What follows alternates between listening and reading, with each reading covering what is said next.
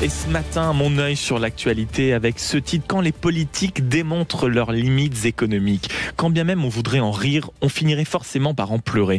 Le 11 septembre dernier, c'était il y a quelques jours, Éric Coquerel, député de la France Insoumise, était l'invité de la chaîne BFM Business. Face à lui, Edwige Chevrillon, journaliste économique reconnue. Et l'actualité étant ce qu'elle est, la taxe Zuckman s'invite forcément dans la discussion.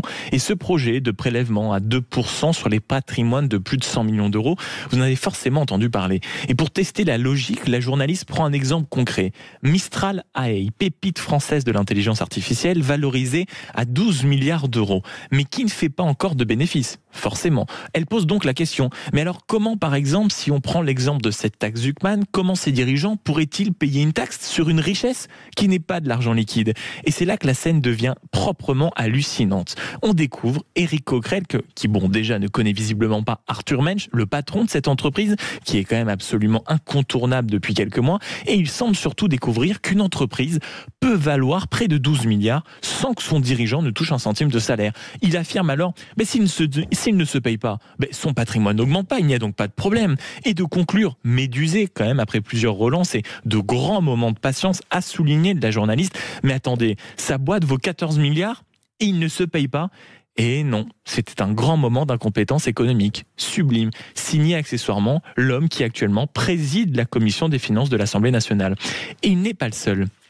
Hier, sur France Info, Aurélien Rousseau, député Place Publique, ancien directeur de cabinet d'Elisabeth Borne et ancien ministre de la Santé, affirmait à propos du milliardaire Xavier Niel: Niel ne contribue pas assez à la croissance parce qu'il investit dans des entreprises. Nous, on veut le taxer pour remettre cet argent dans le circuit économique. Non mais on est où? Traduction de ces propos: investir dans l'économie et investir dans les entreprises, ce ne serait pas contribuer à la croissance de la France.